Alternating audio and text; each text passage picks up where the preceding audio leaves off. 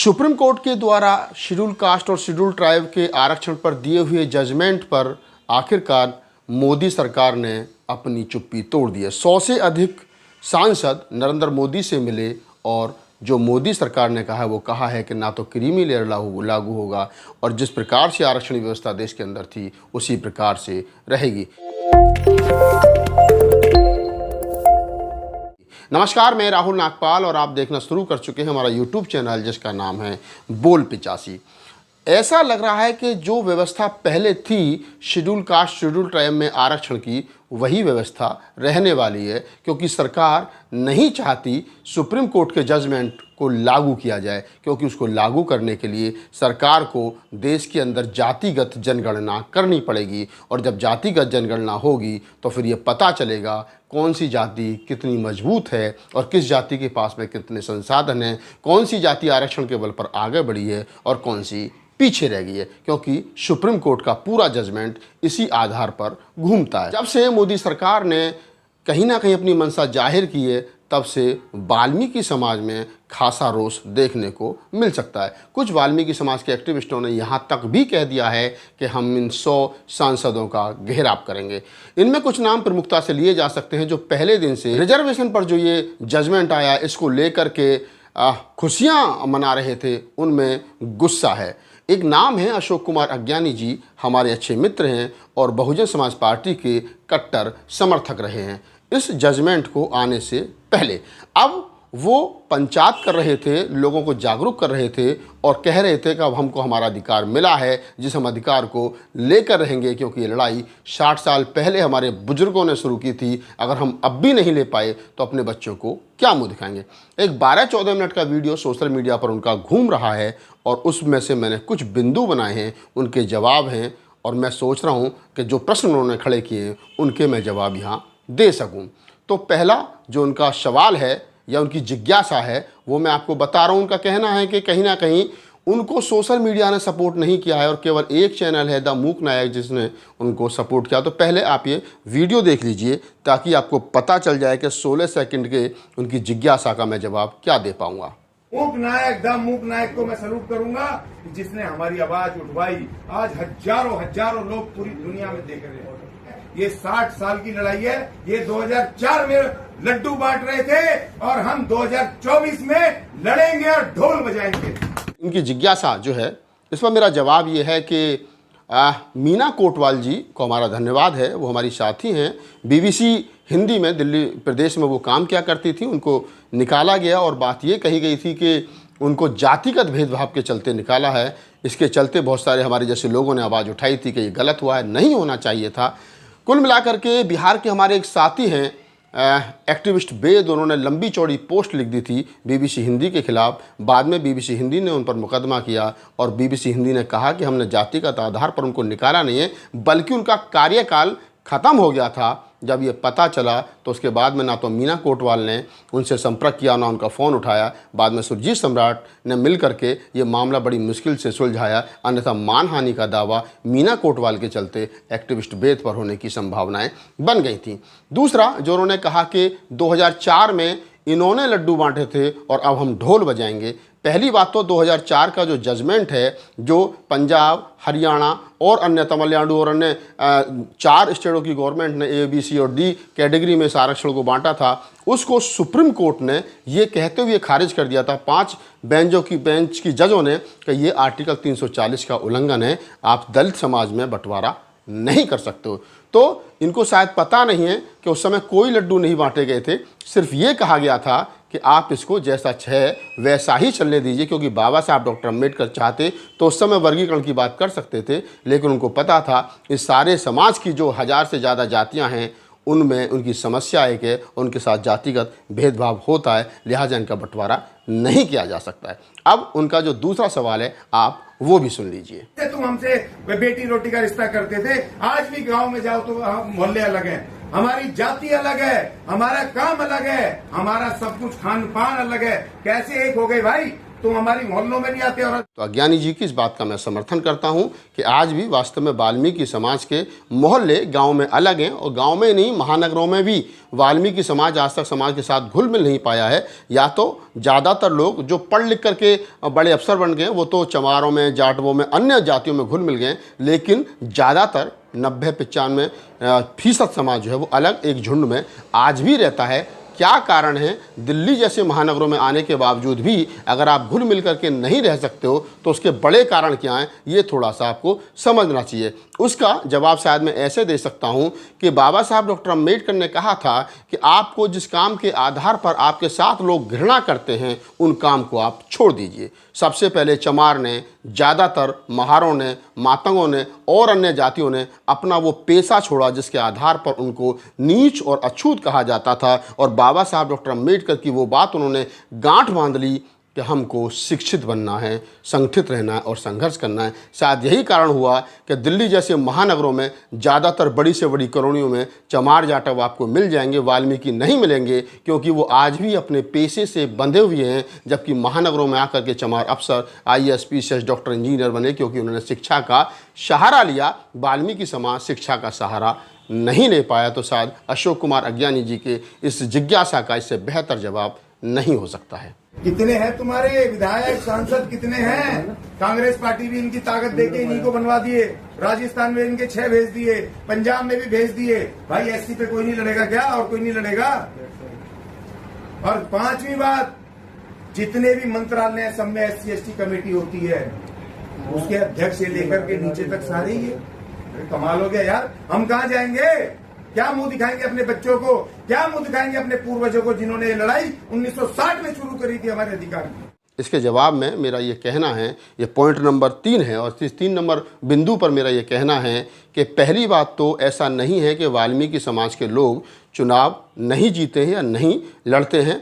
दूसरा ये है कि वो ऐसा भी नहीं है कि वो विधायक, मिनिस्टर, सांसद नहीं रहे हैं, संख्या बल में कम हो सकते हैं। सबसे बड़ा कारण ये है कि चुनाव लड़ने के लिए राजनीतिक समझ, पैसे का होना, अपने समाज की ताकत का होना, समाज में राजनीतिक चेतना होना जरूरी है, जो शायद वाल्मीकि समाज में अभी तक नहीं पनपी है तो कम पनपी है। उदाहरण के साथ में मैं आपको बता सकता हूँ, उत्तर प्रदेश के अंदर हाथरस लोकसभा क्षेत्र है जहां पर राजवीर सिंह दिलेर वाल्मीकि समाज के सांसद थे, और उनके कुर्ते की जेब में उनका अपना गिलास रहता था। जहां पर भी वो कहीं जाते थे तो नीचे बैठ जाते थे और अपना गिलास निकाल करके देते थे कि नंबरदार, मैं तो तुम्हारा वाल्मीकि हूँ, भंगी हूँ, मुझे तो इसी में डाल दो। और ये सारी दुनिया को पता है कहानी। तो क्या ऐसे व्यक्ति चुनाव जीत करके भी जाएंगे तो वो समाज का भला कर पाएंगे? या डॉक्टर अम्बेडकर की वो सोच के जाओ अपने घरों की दीवार पर लिख दो तुम्हें यहाँ हुक्मरान बनना है, क्या वो सपना पूरा हो पाएगा? तो अज्ञानी साहब जो कह रहे हैं कि हम अपने बच्चों को क्या मुंह दिखाएंगे अगर हम ये लड़ाई नहीं जीत पाए, 1960 से लड़ाई लड़ रही है, आप लड़ाई जीतिए, हमारा समर्थन, हमारा सहयोग आपके साथ है, मगर इस प्रकार से नहीं जिस प्रकार से आप जीतना चाहते हो। सबसे पहले आप अपने बच्चों को पढ़ाइए, लिखाइए, उस लायक बनाइए जिस लायक आप लड़ाई को लड़ रहे हो। आपकी सरकार से मांग होनी चाहिए कि वाल्मीकि समाज के बच्चों के लिए स्पेशल स्कूल खोले जाएं, इंग्लिश मीडियम स्कूल खोले जाएं, जहां उनको राजनीतिक, सामाजिक, आर्थिक समझ और चेतना उनके अंदर उत्पन्न हो ताकि वो मूल धारा में शामिल हो सकें। एजुकेशन में विदेश पढ़ने तक के लिए 70 लाख रुपए SC के बच्चों को सरकार भेजती है, और सारी ये जाते, इन्हीं के बच्चे जाते हैं। 5 करोड़ रुपया। और तीसरी बात ये कि जितने भी ये उससे लेके प्राइमरी स्कूल से लेकर के यूनिवर्सिटी तक, उसको बनाने के लिए सरकार जमीन भी सस्ती देती है हमारे SCO को, और उसको बनवाती भी है। सब इन्हीं के हैं। बताओ तुम्हारे कितने हैं विश्वविद्यालय? ने कहा कि जितना सरकार पैसा देती है स्कॉलरशिप के रूप में विदेश पढ़ने के लिए, तो सारे चमार और जाटव जा रहे हैं। ऐसा कोई डाटा है नहीं कि सारे चमार और जाटव भी जा रहे हैं। अधिक संख्या में हो सकते हैं कि वो लोग शिक्षा में पहले से जुड़े हैं। और दूसरा, अगर आपका बच्चा भी विदेश जाना चाहे और वो क्राइटेरिया पूरा करता हो तो ऐसा नहीं है कि आपके बच्चे को नहीं भेजा जाएगा या उसको स्कॉलरशिप नहीं दी जाएगी। मैं एक उदाहरण यहाँ दे सकता हूँ। रोहिणी घावेरी एक लड़की है, अक्सर सोशल मीडिया पर बहुत ज़्यादा चंद्रशेखर को लेकर के, भीम आर्मी को लेकर के, सामाजिक मुद्दों को लेकर के सोशल मीडिया पर चर्चाओं में रहती है। विदेश में रहती है, स्कॉलरशिप पर गई थी, पढ़ाई वहाँ पर वो कर रही है और भीम आर्मी में भी उसने चंद्रशेखर रावत के साथ में काम किया है, सक्रिय रहती है सोशल मीडिया पर। तो ऐसा नहीं है कि आपके बच्चे नहीं गए, ये बात अलग है कि वो विदेश में जाकर के भी जय श्री राम का नारा वहाँ पर भी लगा रही थी। तो ये विचारणीय प्रश्न है। और जो आप कह रहे हैं अज्ञानी जी के जितने सरकारी स्कूल प्राइमरी से लेकर के यूनिवर्सिटी तक जो सरकारी सस्ती ज़मीन पर सस्ते रेट पर ज़मीन देती है, उस पर बनाने के लिए पैसा देती है, तो मैं मानता हूँ आपकी बात कि हाँ सरकार के पास ऐसा सिस्टम है। लेकिन जो लोग, जिन लोगों को ज़मीन दी जाती है, जिन ऑर्गेनाइजेशन को वो ज़मीन दी जाती है, जो उसके ऑर्गेनाइजर होते हैं, उनकी क्वालिफिकेशन, एजुकेशन, वो स्कूल को चलाएगा कौन, यूनिवर्सिटी को चलाएगा कौन, कैसे चलेगी, क्या सिस्टम है, क्या मैनेजमेंट रहेगा, ये भी ज़रूरी है। अगर आप ये मानते हैं कि वाल्मीकि समाज के पास में ऐसे ऑर्गेनाइजेशन हैं, ऐसी संस्थाएं हैं, तो आप अप्लाई करिए, हम आपका साथ देंगे। हम कब तक इनको ढोते रहेंगे? हम मर जाएंगे, हमारे बच्चे जब तक पूरा रिजर्वेशन ही खत्म हो जाएगा। ये व्यापारी बन गए, टिक्की जो बना हुआ है ना, करोड़ों करोड़ रुपए दे करके हमारे एससी समाज को वो पैसा मिलता है जो अकेले डकार गए। सारे डिक्की में जो है सारे के सारे चमारों के बड़े बड़े बिजनेसमैन हैं। बड़े मजे की बात है ज्ञानी साहब, आप चमारों को ढो रहे हैं, महारों को, पासियों को, जाटवों को ढो रहे हैं। ये मैं पहली बार सुन रहा हूँ कि कोई वाल्मीकि ये कहे कि हम इनको ढो रहे हैं। ये कब से ढोने लायक होगा? और आप कब से इनको ढोने लगे? ये तो पूरे शेड्यूल कास्ट की सारी 1000 जातियों की लड़ाई लड़ रहे हैं, चमार, महार, पासी, मीणा, ये तो लड़ रहे हैं। अगर ये नहीं होते तो शायद ये लड़ाई नहीं लड़ी जाती। 2 अप्रैल 2018 को SC/ST एट्रोसिटी एक्ट जब ख़त्म करने की बात आई थी, तब रोड पर चमार ही ज़्यादातर उत्तर भारत में निकला था। और क्योंकि आंदोलन भी उत्तर भारत में हुआ था, राजस्थान, मध्य प्रदेश, उत्तर प्रदेश, पंजाब में जो हुआ था, उसमें लगभग 13-14 बच्चे शहीद हुए थे। उनमें 12 चमार जाटव थे और एक अन्य था कोई, उसका मुझे पता नहीं है। तो ऐसा नहीं है कि आप उनकी लड़ाई लड़ रहे हो, चमार आपके साथ साथ और अन्य जातियों की भी लड़ाई लड़ रहे हैं। दूसरा जिक्र किया डिक्की का, कि डिक्की नामक एक संगठन है, बिल्कुल है। और उसमें हमारे दिल्ली NCR के NK चंदन साहब हमारे बड़े भाई हैं, जो उसके प्रेसिडेंट भी रहे हैं और अभी उनका बड़ा अच्छा बिजनेस भी है। तो ये सच्चाई है कि चमार जाटव बड़े बिजनेसमैन पिछले 5-7 साल में बने हैं। क्यों बने हैं? बाबा साहब डॉक्टर अम्बेडकर ने कहा था कि मैंने आरक्षण के बल पर आपको नौकरियों के रास्ते तो खोल दिए, लेकिन जब तक आप बिजनेस में, उद्योगों में अपनी प्राथमिकता दर्ज नहीं कराओगे, तब तक आप पूर्ण रूप से आज़ाद नहीं होंगे। तो बाबा साहब की पहली बात कि शिक्षित बनो, वो भी चमार जाटव, महार, पासवान और मीणाओं ने मानी। दूसरी बात कि जाओ आपको उद्योगपति, बिजनेसमैन बनना है, तो पिछले 20-30 साल में देखा गया कि चमार उद्योगपति भी हुए हैं। 1000, 2000, 5 क्या नाम है, 1-1000 करोड़ के उनके बिजनेस भी डेवलप हुए हैं। विदेश में भी जाकर के उन्होंने बिजनेस, आज उनकी बहुत सारी कंपनियां जो कर रही हैं। तो आपको किसने रोका है? ऐसा तो नहीं है कि आप अगर जाएंगे सरकार के पास, कहेंगे कि मुझे लोन दो, तो आपको लोन नहीं मिलेगा। लेकिन उसके लिए आपके पास में एक पूरा डेटा होना चाहिए। मेरी कंपनी का नाम ये है, मेरी कंपनी का टर्नओवर इतना है, मैं ये काम करना चाहता हूँ, मेरा ये टारगेट है और इसके लिए मुझे इतना पैसा चाहिए, तो सरकार आपको भी देगी। आपसे कोई दुश्मनी थोड़ा ही अज्ञानी जी। आप थोड़ा सा सही बातों को समाज के सामने रखिए, लोगों को उकसाइए मत, लोगों को बताइए कि आपके वाले पाले में कहाँ कहाँ कमियाँ रही हैं। ये वाल्मीकि समाज की ये जीत हुई है, भारी जीत। तो इसीलिए हम इसके पक्ष में पूरी तरीके से, और बड़े भाइयों ने जो बिना पूछे, जो हमारे प्रोफेसर साहब ने कहा, उन्होंने जो बड़ी गलती की है, तो बड़े भाई को झुकना पड़ेगा। अगर तुम्हें टेबल टॉक करनी है तो तुम आओ, पहल करो। तो अज्ञानी साहब, मैं आपको एक बात बता दूं कि वो आपके यहाँ बिल्कुल नहीं आएंगे और कतई नहीं आएंगे। और वो इसलिए नहीं आएंगे कि ये पूरा वीडियो देखने के बाद में आपसे बात करने का मतलब है कि आपके पास अभी सबूतों का और बाबा साहब डॉक्टर अम्बेडकर के लिटरेचर का, उनके द्वारा बताई हुई बातों का अभी थोड़ा सा कम जो है, मैं एक तरीके से कहता हूँ कि आपके दिमाग में वो बातें कम हैं। लिहाजा पहले आप थोड़ा सा डेटा इकट्ठा कर लीजिए, फिर बैठ करके फैक्ट्स जो है वो उस पर बात की जाएगी। दूसरा, आपने कहा कि हम नहीं झुकेंगे, तो हम तो बिल्कुल चाहते नहीं आप ना झुकें, लेकिन आप हमसे ना झुकें। ये लड़ाई हमारी और आपकी नहीं है, ये लड़ाई इस देश के मनुवादियों से है। अगर आप हमसे लड़ेंगे, चमार जाटवों से लड़ेंगे, महार, पासवान और मीणाओं से लड़ेंगे, तो ये आपस में लड़ाने का काम है। और ये सरकार यही चाहती है जो आप वर्तमान समय में इस वीडियो के माध्यम से बता रहे हो और करने की कोशिश कर रहे हो। जब बाबा साहब गोलमेज सम्मेलन में थे ना, हमारे लोगों ने खून से चिट्ठी डाल करके उनको वहां का रिप्रेजेंटेटिव अपना बनाया। पूना पैक्ट में जब ये लोग वहां पर उनके साथ थे ना, गांधी के साथ खड़े थे ये लोग, जो आज बड़े भाई बने हुए हैं, तब हमारे सफाई कर्मचारियों ने बाबा साहब की जान बचाई, उनके साथ खड़े थे वो।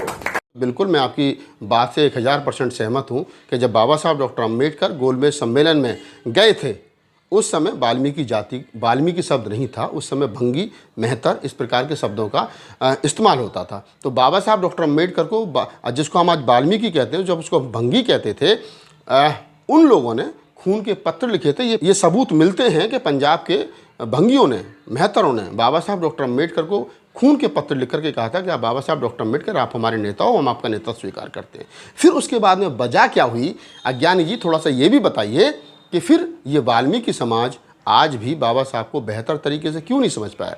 जो 100 साल पहले चिट्ठी लिख रहा था, 100 साल के बाद में आज भी वो नहीं समझ पाया। और ये वाल्मीकि शब्द आपने कहाँ से ले लिया, किन लोगों ने आपको बरगलाया, और किन लोगों के बरगलाने के कारण आज भी आप वाल्मीकि शब्द यानी उद्धार के शब्द को जी रहे हो, या उसको अपने नाम के आगे लगा करके घूम रहे हो, उसको टाइटल आपने बना लिया, उसको जाति आपने बना दी। तो थोड़ा सा मीचंद शर्मा के आंदोलन को भी बताइए, दयानंद सरस्वती के आंदोलन को भी बताइए कि किस प्रकार से आप लोगों को उन्होंने गुमराह किया, और आज तक आप गुमराह हैं, और आज आप आपस में ही लड़ने के लिए जो है वो तैयार हो गए। दूसरा, आपने कहा कि बाबा साहब डॉक्टर अम्बेडकर को जब पूना पैक्ट हुआ था तो हम लोग गांधी के साथ खड़े थे। तो ऐसा कोई पूरे कहीं भी साहित्य में ऐसा प्रमाण नहीं मिलता है कि कोई चमार, जाटव, महार जो है या पासवान जो है, मीणा जो है वो गांधी के पक्ष में था, वो नहीं थे। ये ईमानदारी की बात है। पूना पैक्ट पढ़िए, आपको पता चल जाएगा।